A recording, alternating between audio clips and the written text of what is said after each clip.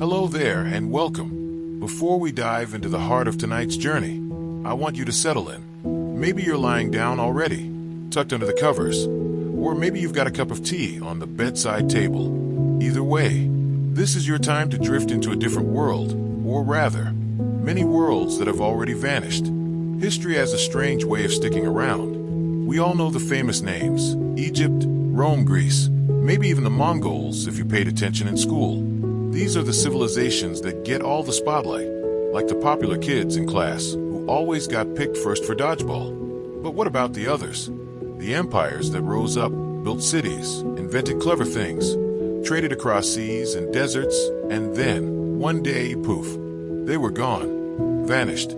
Sometimes so thoroughly that even archaeologists scratch their heads and go, "Wait, who were these guys again?" That's what tonight is about. We're not here to rehash Julius Caesar's greatest hits, or Cleopatra's dramatic exit, or yet another story about how the Romans built aqueducts. Nope.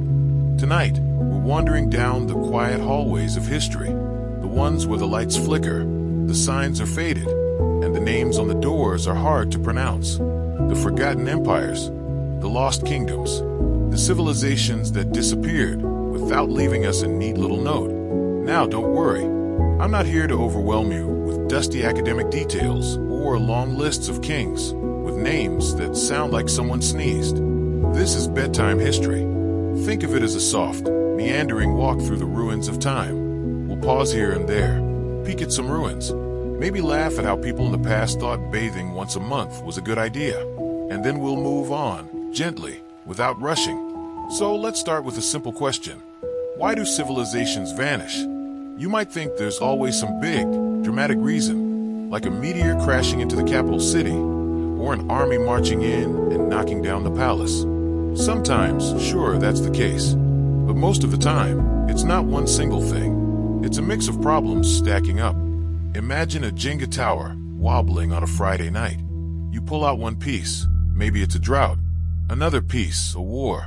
Another, a bad king who spends more time building golden statues of himself than feeding his people. And then, eventually, the tower tumbles. Civilizations are a lot like that. But unlike your Friday night Jenga tower, these empires don't just collapse and leave a neat pile on the floor. No, they crumble into silence. Whole cities get swallowed by deserts. Great palaces sink into jungles. Languages vanish, stories go untold, and all that's left are a few broken pots and walls that look suspiciously like random rocks to the untrained eye. And the strangest part? Most of the time, the people living in those empires didn't even realize they were about to disappear. Nobody in the Indus Valley civilization woke up one morning and said, "Well, this looks like the last day of our entire culture." To them, life was just life. Farming, trading, gossiping about neighbors. The end didn't come with a dramatic drumroll. It crept in slowly, like sand filling a jar grain by grain. That's what makes these forgotten empires so fascinating. They weren't just characters in a storybook. They were real people with hopes, fears, annoying relatives, and favorite foods. They built houses, raised children, and told jokes, probably bad ones, because let's be honest, bad jokes have existed since humans learned how to talk. And then, one day, everything they knew slipped away. Now, before you worry that this will be a gloomy, tragic journey, relax. We're not here to get sad. We're here to get curious, to marvel at the mystery, to imagine what life must have been like in those lost worlds, and to gently remind ourselves that nothing lasts forever, which is oddly comforting, especially when you're trying to sleep. Think about it. Thousands of years from now, maybe someone will stumble upon the ruins of a shopping mall, scratch their head, and say, "Wow, these people must have worshipped giant food courts." It's all perspective. As we go along tonight, I'll guide you through stories of empires that once thrived and then vanished. Some left behind towering stone temples, some left behind only whispers in other people's writings, and some left almost nothing at all. Just a gap, a shadow, a what happened here. In the story of humanity, we'll visit Mesopotamia, where the Akkadian Empire rose like a firework and then fizzled out. We'll wander to the Indus Valley, where people built incredible cities with plumbing that would make medieval Europe jealous, and then disappeared without explaining why. We'll drift through jungles to Angkor, where the Khmer kings built temples that look like the set of an adventure movie, and yet their empire was swallowed by trees and time. And that's just the start. Each empire is like a dream half remembered when you wake up. You know it was vivid, you know it mattered, but the details slip through your fingers. Tonight, we'll try to hold onto those details a little longer. But for now, just breathe. Let the thoughts sink in. Human history isn't just the big, shiny names we hear in school. It's also the quiet, forgotten ones. The ones that remind us how fragile and how fascinating our story really is. So, as you lie there, maybe with your eyes growing heavy, think of yourself as a traveler, a gentle time traveler, moving softly through the ages. No rush, no need for suitcases or time machines. Just curiosity and imagination. Our path is laid out, and the journey is long. 17 chapters, 17 windows into forgotten worlds. And in each one, we'll slow down, listen closely, and maybe, just maybe, feel a little spark of connection with the people who lived, laughed, and disappeared long ago. All right then, are you ready? Let's take our first step. Chapter 1, the Akkadian Empire, Mesopotamia's vanished power. We've tucked ourselves into the blankets of history, and now it's time to open our first window. Tonight, we're peeking into the ancient land of Mesopotamia, often called the cradle of civilization. You know, the place between the rivers Tigris and Euphrates, where humans first said, "Hey, let's stop wandering around and actually build a city." And among those early cities rose one of the very first empires the world had ever seen, the Akkadian Empire. Now, Akkadian might not ring as many bells as Egypt or Rome, but back in the 3rd millennium BCE, this was the big deal. They were the ones who set the standard for what it meant to run an empire, conquering neighbors, collecting taxes, and writing down rules so everyone knew who was in charge. But let's start with the man behind the empire, Sargon the Great. Yes, his name literally means true king, which feels like a bit of a power move. Imagine showing up at a party and introducing yourself as the Great. Instant confidence. Rise under Sargon the Great. Sargon's origin story is the kind that legends are made of. According to later tales, he was abandoned as a baby, placed in a basket, and floated down a river. Sound familiar? Yes, it's a bit like the story of Moses, only Sargon got there first by about 2,000 years. Instead of being raised by a pharaoh's daughter, he was supposedly discovered by a gardener and grew up to serve a local king. But Sargon didn't stay a humble servant. No, he pulled off the classic underdog move, overthrowing his boss and taking the throne for himself. Bold, right? Around 2334 BCE, he became king of Akkad, a city whose exact location is still a mystery. Imagine building a whole empire and future archaeologists can't even find your capital. That's a little awkward. Unification of Mesopotamia. Once Sargon was in charge, he didn't just sit back and enjoy palace life. He went full conqueror mode. Before him, Mesopotamia was a patchwork of city-states, places like Ur, Uruk, and Lagash. They were always squabbling, like siblings fighting over the last cookie. Sargon marched in and said, "All right, everyone, enough fighting. You're all mine now." And just like that, Mesopotamia was united under one ruler for the first time. It wasn't easy, of course. He fought dozens of battles, crushed rebellions, and expanded his reach all the way to the Mediterranean Sea. Traders, farmers, soldiers, they were all suddenly part of one big Akkadian family, whether they liked it or not. Under Sargon, the empire didn't just grow in size, it also grew in sophistication. The Akkadians spread a common language, created administrative systems, and made sure taxes flowed back to the capital. Think of it as the first empire starter pack. Conquer territory, install governors, collect tribute, and build monuments so everyone remembers your name. And to be fair, people did remember. For centuries after Sargon, rulers called themselves King of the Four Corners of the World, a title he made popular. Modest guy, huh? The mysterious collapse. But as we've already guessed, Our story doesn't end with Sargon riding off into the sunset. Empires rise and empires fall, and the Akkadian Empire fell hard. After Sargon's reign, his successors tried to hold things together. His grandson, Naram-Sin, even declared himself a god, which, let's be honest, is a risky branding strategy. Some people loved it, others weren't thrilled. Imagine your neighbor suddenly insisting you bow before him because he's now divine. That could get awkward at neighborhood barbecues. During Naram-Sin's time, things seemed okay at first. The empire was still powerful, still expanding. But then cracks began to show. First, there was the drought.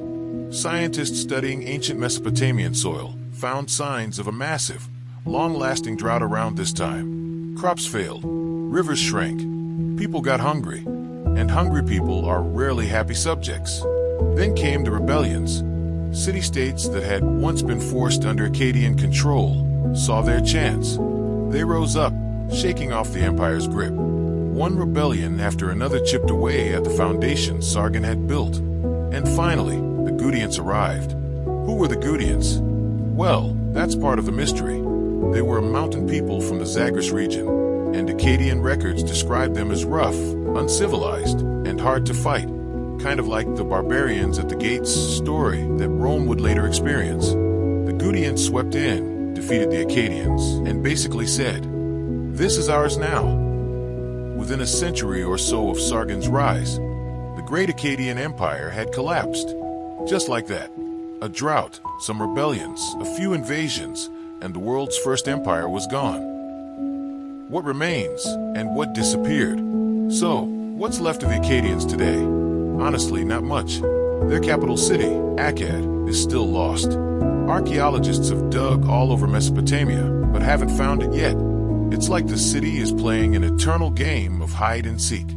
What we do have are clay tablets, lots of them. The Akkadians were big on writing, and their language, Akkadian, actually became the diplomatic language of the ancient world for centuries.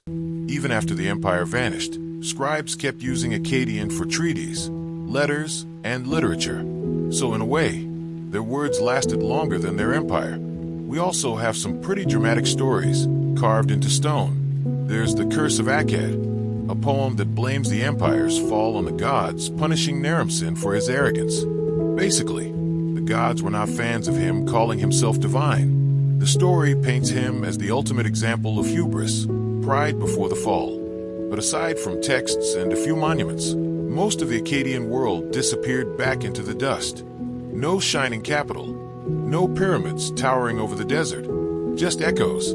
And that, maybe, is why the Akkadian Empire feels so haunting. They were the first to build something so big, so organized, so ambitious. And yet they remind us that even the mightiest structures can crumble, not with a bang, but with a slow, quiet fade. So tonight, as you rest, picture the Akkadian world. Bustling markets by the river, soldiers marching under the hot Mesopotamian sun, scribes pressing tiny wedge marks into clay tablets. And then imagine the silence after the fall.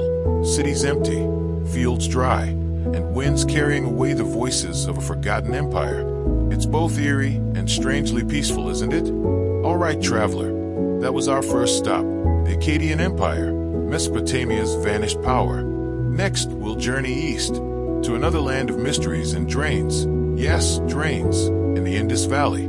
But for now, let your mind drift, just like Sargon once drifted down that river as a baby. And who knows, maybe you'll dream of finding the lost city of Akkad. If you do, let me know. Archaeologists have been searching for centuries. Chapter 2, the Indus Valley Civilization. We've left Mesopotamia behind, with its clay tablets and Sargon's empire. And now we're heading east, to one of the oldest and most mysterious civilizations the world has ever known, the Indus Valley Civilization. Now, if you're not familiar with it, don't worry. Most people weren't taught much about the Indus Valley in school. We usually hear about Egypt with its pyramids, Mesopotamia with its ziggurats, and China with its dynasties. But the Indus Valley? It's like the quiet kid in class who never raised their hand, but secretly had perfect grades. This civilization popped up around 2500 BCE, along the Indus River and its tributaries, in what's now Pakistan and northwest India. And honestly, these folks were living pretty good lives, at least from what we can tell. Advanced urban planning. Let's start with the thing that blows everyone's mind. Their cities were unbelievably well planned. We're talking about places like Harappa and Mohenjo-daro. If you walked through one of these cities 4,000 years ago, you'd be shocked at how modern it felt. Streets were laid out in straight lines, almost like a grid system. Houses had courtyards, wells, and get this, bathrooms. Not just random holes in the ground, but actual bathrooms connected to drainage systems. Yes, while medieval Europe still thought dumping waste out the window was a solid plan, the Indus Valley people had functioning drains. Imagine that you're living in 2500 BCE, and you've already got better plumbing than London in the 1600s. The drains themselves were brick-lined, covered, and regularly cleaned. Can you imagine? Somewhere in Mohenjo-daro, there was a person whose job was drain inspector. Not glamorous, but definitely ahead of its time. And it wasn't just plumbing. Their buildings were made with uniform bricks, same size across the whole civilization. That means they had standardized measurements, which suggests central planning. Someone was clearly in charge of saying, "No, Rajesh, you can't make your bricks bigger just because you feel like it." When you compare this to other early civilizations, where cities often grew chaotically, the Indus Valley feels shockingly modern. It's like they skipped ahead a few centuries in the How to Build a City manual, a script we still can't read. Now, here's where the mystery deepens. The Indus Valley people had a writing system. We found thousands of tiny seals and tablets with symbols carved into them. The problem? We still can't read it. Yep, scholars have been staring at these symbols for over 100 years, and the script remains undeciphered. It's like they left behind an entire library of sticky notes in a language no one speaks anymore. And you know what that means. We don't know their names. We don't know their myths. We don't know if they wrote epic poems about their heroes, or if the seals just say things like, "Property of Ramesh, please return if found." It's kind of tragic, actually. Imagine building a whole civilization with trade, cities, art, and writing, and then future humans look at your notes and say, yeah, no idea what this means. But in a way, the silence adds to the mystery. They've kept their secrets for 4,000 years. That's commitment. Trade with Mesopotamia.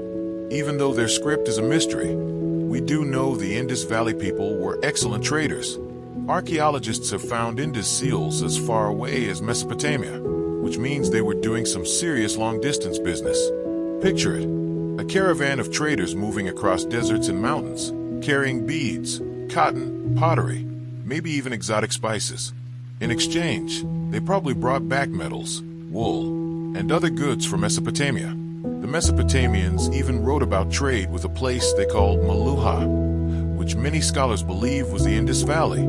So while Sargon and his pals were busy conquering, the folks in the Indus were quietly making deals and shipping goods halfway across the known world. It's kind of nice to imagine. One side inventing empires, the other perfecting plumbing and peaceful trade. Two very different approaches to life, both important in their own way. The sudden abandonment, but then it all stopped. Around 1900 BCE, the cities of the Indus Valley began to decline, slowly at first, and then faster. By 1500 BCE, the great cities like Harappa and Mohenjo-daro were abandoned. Why? Well, that's the million-dollar question. Some scholars point to climate change. Evidence suggests the monsoon rain shifted, rivers dried up, and farming became harder. If your crops fail year after year, it's tough to keep a city running. Others think it was river shifts. The mighty Sarasvati River, which supported many settlements, may have changed course or dried up completely. Imagine your city's lifeline just packing up and leaving. Not great for survival. There's also the possibility of invasion. Some theories suggest groups from the north, often called Indo-Aryans, moved into the region. But the evidence for violent conquest is pretty thin. If it happened, it wasn't a Hollywood-style battle with flames and swords. More likely a gradual blending of cultures. And then, of course, there's the possibility of disease. Some scholars wonder if an epidemic swept through the crowded cities. After all, when lots of people live close together, even with good drains, germs spread fast. The truth? We don't know. Maybe it was a mix of all these things. Less rain, shifting rivers, new groups moving in, and maybe a nasty bug or two. Whatever the cause, the once thriving cities slowly emptied, and the civilization faded into history's shadows. The silence of a civilization. And this is the part that always gets me. The silence. Because the Indus Valley people had writing, but we can't read it. Their story feels like a half-finished book. We see their cities, their drains, their seals, their jewelry. We know they traded, they built, they organized. But their voices, completely lost. We don't know the names of their kings or queens, or even if they had kings and queens at all. We don't know what gods they worshipped, what stories they told their children, or what jokes they laughed at around the fire. All we have are ruins that whisper, "We were here, we mattered, and then we were gone." It's humbling, really. You can plan the perfect city, line up your bricks just right, invent the world's best drains, and still, one day, your civilization can vanish, leaving future humans guessing at the pieces. So tonight, as you lie there, maybe imagine walking the empty streets of Mohenjo-Daro. The grid still neat, the drain still running along the sides. But the people? Gone. Only silence and the desert wind remain. And somewhere, hidden in those unreadable seals, are the answers we're still searching for. All right, traveler, that was the Indus Valley. Brilliant builders, skilled traders, mysterious writers, and then silence. Next time, we'll shift west again, to the Hittites, fierce warriors, iron users, and yet another empire that didn't quite make it to the final round. But for now, let your mind rest.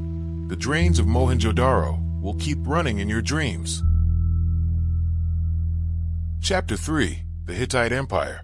We've wandered through the dry winds of Mesopotamia, peeked at the tidy drains of the Indus Valley, and now we're heading to a new land, Anatolia. That's modern-day Turkey. And in those rocky hills, long before kebabs and Turkish delight, rose a power that stood toe-to-toe with mighty Egypt, the Hittite Empire. The Hittites don't always get the spotlight in history books, but when they do appear, it's usually with a sword in one hand and a chariot in the other. These folks weren't messing around. They built a kingdom, expanded it into an empire, and for a time, they were among the most powerful people in the world. And then, like so many others, they disappeared into the shadows. Anatolia's rising power. So who were the Hittites? They started out as just one group among many living in the rugged lands of Anatolia, around the 17th century BC. At first, nothing too flashy. They were farmers, traders, small-time warriors. But soon, they got organized. And once they did, things escalated quickly. The Hittites built their capital at Hattusa, a city with massive stone walls and gates decorated with lions and sphinxes. Picture it.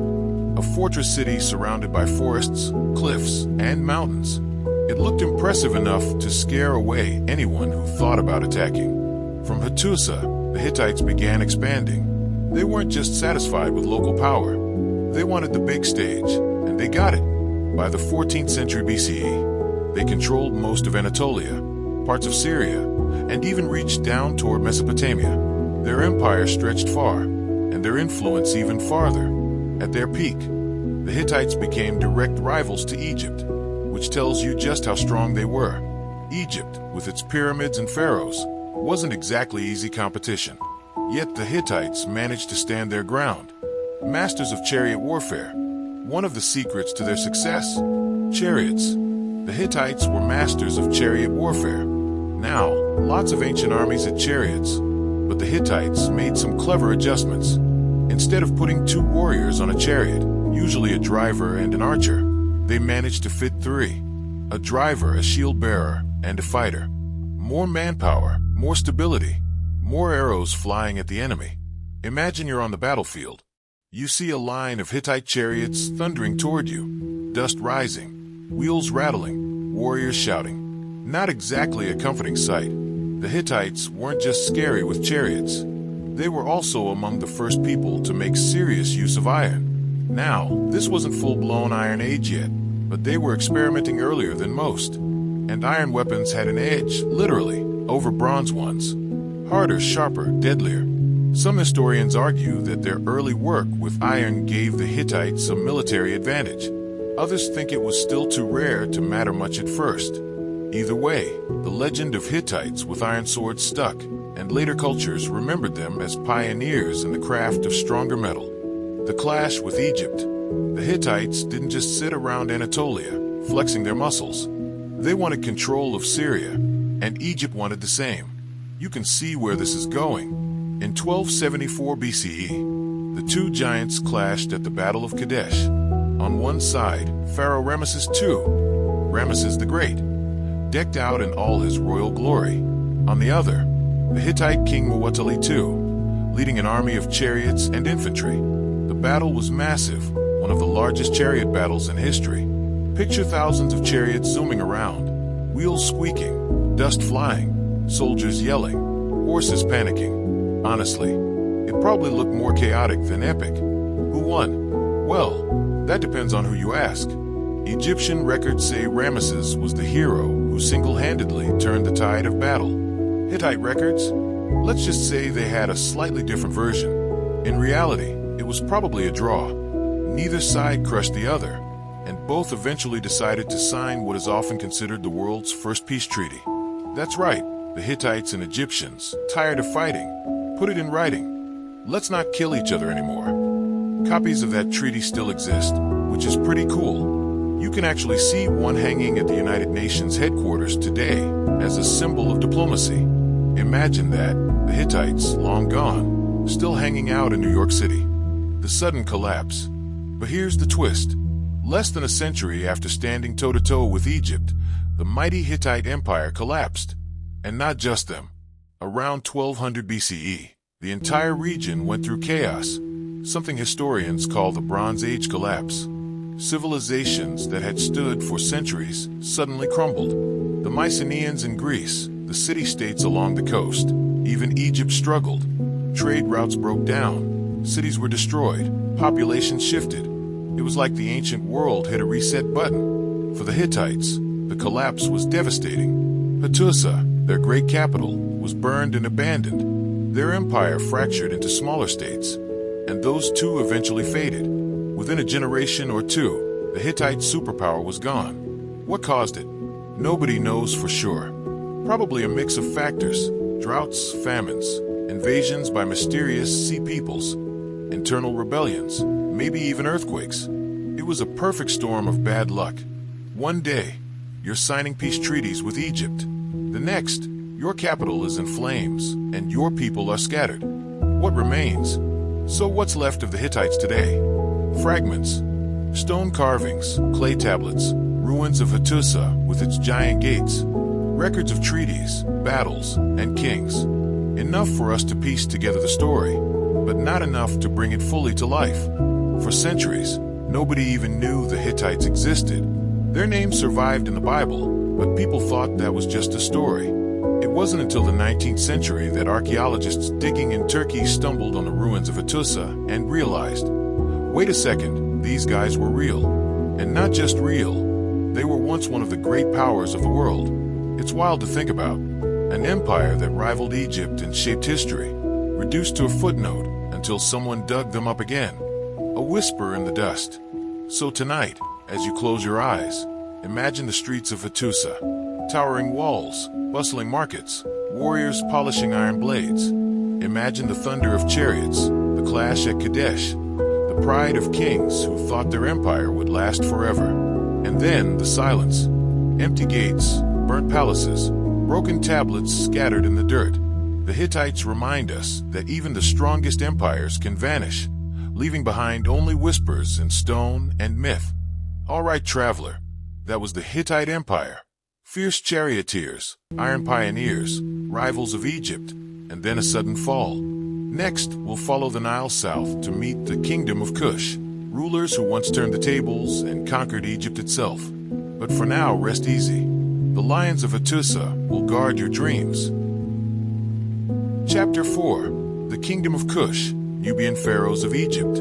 Tonight we drift further down the Nile, past the fertile delta, past the grand temples of Egypt, and into the land of Nubia. Here, another kingdom rose, powerful and proud.